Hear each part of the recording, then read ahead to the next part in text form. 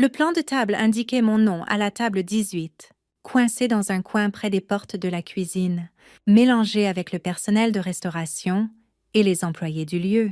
Le dîner de réception du mariage de ma cousine Rachel comptait 300 invités, et j'avais été placée avec ceux qui les servaient. Nous t'avons mise dans un endroit calme, m'avait expliqué Rachel plus tôt avec une gaieté feinte. Tu sembles toujours mal à l'aise lors des grands événements sociaux, et honnêtement, les tables importantes sont pour les contacts professionnels de Brandon. Tu comprends? Brandon, le marié, était un courtier en immobilier commercial qui avait passé tout le dîner de répétition à parler de ses énormes affaires et de ses négociations révolutionnaires. Quand quelqu'un m'avait demandé ce que je faisais, Rachel avait répondu avant que je puisse le faire. Olivia a une petite entreprise en ligne, avait-elle dit d'un ton dédaigneux. Des bijoux faits main ou quelque chose comme ça. C'est très artisanal. J'avais ouvert la bouche pour la corriger. Mais Brandon avait déjà enchaîné, riant d'une vente immobilière. Personne n'avait semblé intéressé par la vraie réponse. Alors j'avais laissé tomber. Ce que Rachel ignorait, c'est que ma petite entreprise en ligne était Meridian Technologies, une société de logiciels que j'avais fondée il y a 7 ans et qui venait de conclure un accord d'acquisition de 292 millions d'euros avec TechCore Industries. L'annonce était prévue pour 20 heures. Il était actuellement 19h43. J'étais assise à la table 18 entre un serveur nommé Marco et la coordinatrice d'événements du lieu, qui étaient tous deux polis, mais clairement perplexes quant à la raison pour laquelle une invitée était assise avec le personnel. Politique familiale, expliquai-je avec un léger sourire. Marco hocha la tête avec sympathie. Inutile d'en dire plus. J'ai travaillé à assez de mariages pour comprendre. À la table d'honneur, Rachel et Brandon régnaient en maître. Ses parents à lui, Riches, bien connectés et très impressionnés par eux-mêmes, les encadraient. Le père de Brandon possédait une chaîne de concessions automobiles de luxe. Sa mère siégeait à plusieurs conseils d'administration d'organisations caritatives et s'assurait que tout le monde le sache. Pendant l'heure du cocktail, elle m'avait coincée près du bar. « Alors, tu es la cousine avec la petite boutique Etsy ?» avait-elle dit avec un sourire condescendant. « Comme c'est pittoresque. Ça doit être agréable d'avoir un passe-temps qui rapporte un peu d'argent de poche. Ce n'est pas exactement... » Brandon vient de nous parler de sa dernière affaire immobilière. 10 millions d'euros. Tu imagines? Elle m'avait tapoté le bras. Mais les passe-temps sont importants aussi, ma chère. Tout le monde a besoin d'un exutoire créatif. Je m'étais excusée avant de dire quelque chose que j'aurais regretté. Maintenant, alors que le dîner était servi, un élégant repas à l'assiette que je mangeais avec le personnel de restauration, je vérifiais mon téléphone. Le communiqué de presse serait diffusé dans 11 minutes. L'équipe de relations publiques de TechCore avait coordonné avec les principaux médias financiers, Bloomberg, Reuters, The Wall Street Journal, tous prêts à publier simultanément.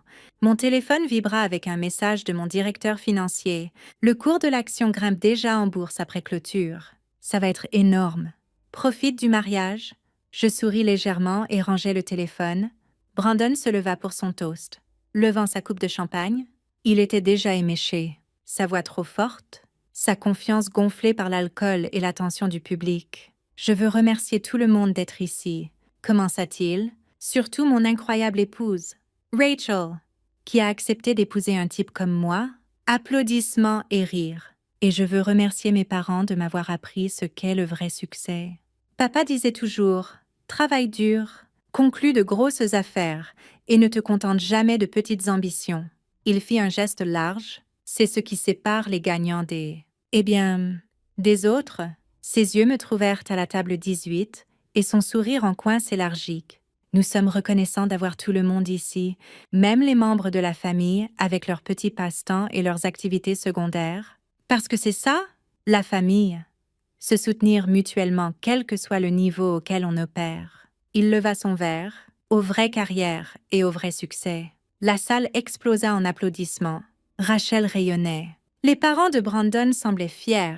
À la table 18, Marco grimaça. C'était ciblé. Très, acquiesçai-je calmement. La première danse commença, Rachel et Brandon se balançant sur une ballade romantique pendant que les invités regardaient et photographiaient. Le DJ avait tamisé les lumières, créant une atmosphère intime. Mon téléphone vibra. 20 heures précises, le communiqué de presse était en ligne. Cela commença par des murmures confus près du bar, où plusieurs invités vérifiaient leur téléphone, puis d'autres téléphones sortirent, puis quelqu'un haleta audiblement. La musique du DJ continua, mais l'attention dans la salle s'était dispersée.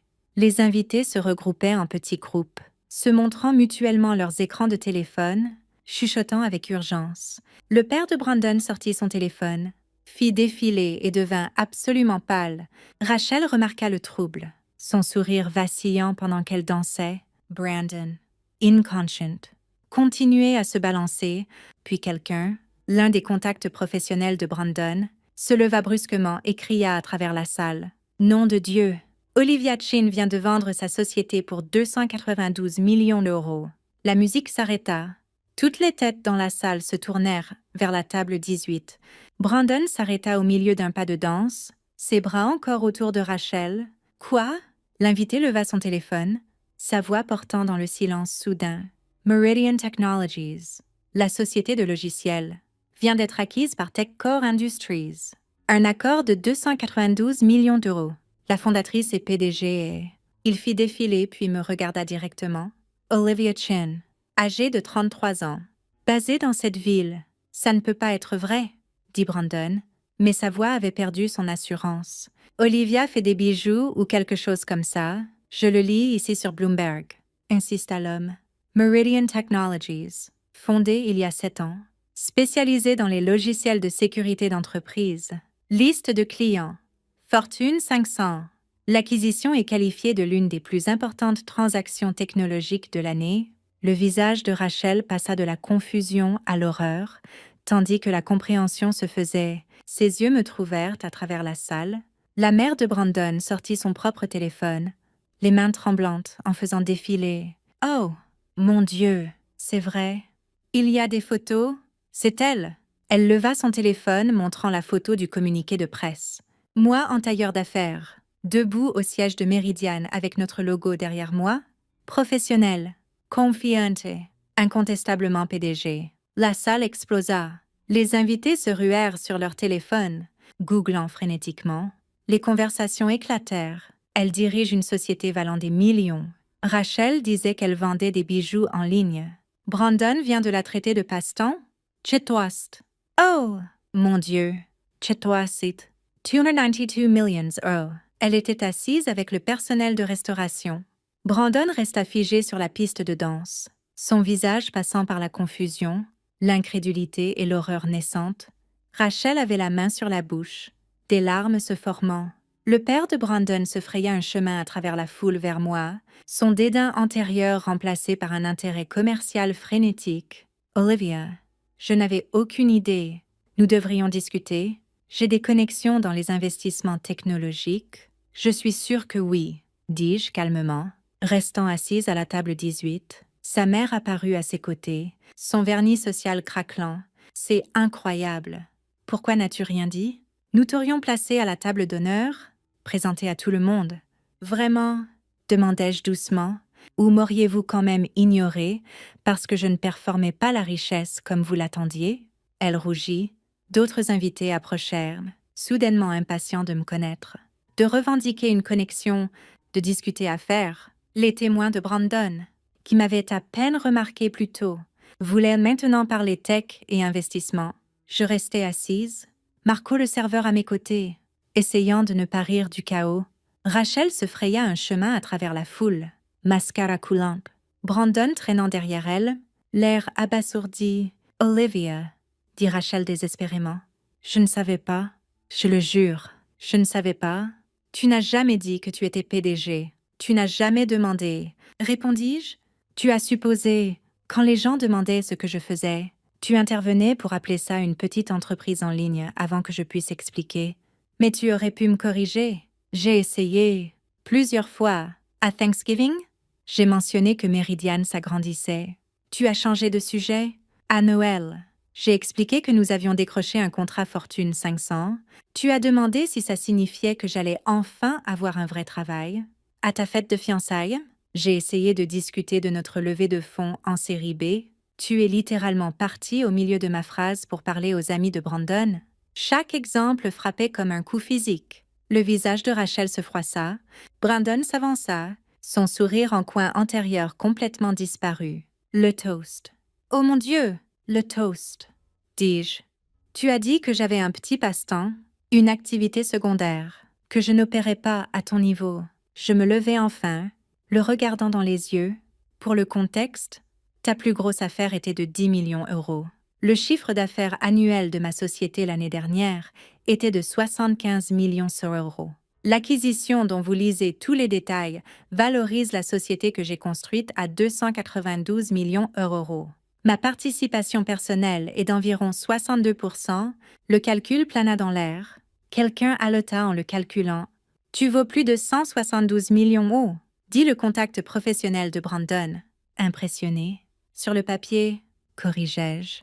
Une fois l'accord conclu. Mais oui, la réception s'était transformée en chaos à peine masqué par une célébration, la soirée soigneusement planifiée, première danse, toasts, découpe du gâteau, avait été complètement déraillée par les nouvelles financières de dernière minute. Les invités du mariage se regroupaient autour de leur téléphone, lisant des articles sur l'acquisition. Plusieurs publications d'affaires avaient déjà posté des analyses, un titre visible sur un téléphone proche. Vente de Meridian Technologies. Comment la PDG Olivia Chin a bâti un empire tech en 7 ans. La mère de Rachel me trouva. L'expression affligée. Olivia. Ma chérie? Je suis tellement désolée. Nous aurions dû poser plus de questions. Nous aurions dû nous intéresser. Je supposais juste quand Rachel disait entreprise de bijoux. Vous avez supposé que j'étais un échec? Complétai-je doucement. Parce que les gens qui réussissent l'annoncent haut et fort. N'est-ce pas? Ils performent la richesse. Ils s'assurent que tout le monde le sache. Moi, je ne le fais pas. Je ne l'ai pas fait. Elle balbutia. Je conduis une voiture de 10 ans. Dis-je. Je vis dans un appartement modeste. Je ne porte pas de vêtements de marque ni de bijoux clinquants. Selon vos critères, j'avais l'air d'un échec. Alors vous m'avez traité comme tel? Ce n'est pas juste, protesta la mère de Brandon. Ayant entendu, comment étions-nous censés savoir? En demandant, en montrant un intérêt basique pour la vie des membres de votre famille, en ne qualifiant pas la carrière de quelqu'un de passe-temps avant de comprendre de quoi il s'agit vraiment? La coordinatrice d'événements approcha avec prudence. Mademoiselle Sheen, il y a des reporters dehors. Ils ont entendu parler de l'annonce d'acquisition et que vous êtes ici. Dois-je... Dites-leur que je célèbre le mariage de ma cousine. Dis-je. Pas d'interview ce soir? Mais le dommage à la soirée parfaite de Rachel était fait. Les invités étaient plus intéressés à discuter de mon acquisition qu'à célébrer son mariage. Les contacts professionnels de Brandon avaient entièrement reporté leur attention sur moi. Le statut social de ses parents avait pris un coup. Tout le monde savait maintenant qu'ils avaient ignoré et moqué quelqu'un valant des centaines de millions. Je trouvais Rachel seule sur une terrasse, sa composure de mariage parfaite brisée. « J'ai ruiné ton mariage ?» dis-je. Bien que nous sachions toutes deux que ce n'était pas tout à fait exact. « Tu ne l'as pas ruiné, c'est moi qui l'ai fait. » Elle essuya ses yeux. En te plaçant avec le personnel de restauration, en te présentant comme ma cousine avec une petite entreprise, en ne me souciant jamais assez pour comprendre vraiment ta vie, pourquoi n'as-tu pas demandé? Dis-je doucement. Nous étions proches avant. Quand cela a-t-il changé? Quand Brandon est entré dans ma vie, admit-elle. Sa famille a de l'argent, des connexions, du statut. Je me suis laissée emporter. J'ai commencé à mesurer le succès comme eux, par les apparences, les performances, la façon dont tu annonces bruyamment tes réalisations. Tu étais discrète sur ton travail. Alors j'ai supposé que ce n'était pas impressionnant. La réussite n'a pas besoin d'un public, dis-je. Je le sais maintenant. Elle rit amèrement. Brandon a passé 10 minutes dans son toast à se vanter d'une affaire de 10 millions €. Toi, tu étais assise calmement avec une société de 292 millions €. L'ironie me tue. La différence, c'est que j'ai construit quelque chose, dis-je. Une vraie technologie résolvant de vrais problèmes. Ces affaires font circuler de l'argent, mon travail crée de la valeur. Elle hocha la tête. Pleurant plus fort maintenant. Tout le monde se souviendra de ce mariage comme la soirée où j'ai placé ma cousine PDG millionnaire avec le personnel de restauration. Ça fait déjà le buzz sur les réseaux sociaux. Quelqu'un a posté une vidéo du toast de Brandon avec la légende. Ça n'a pas bien vieilli. Les réseaux sociaux sont temporaires, dis-je. Ce qui compte, c'est ce que tu fais ensuite. Que veux-tu dire?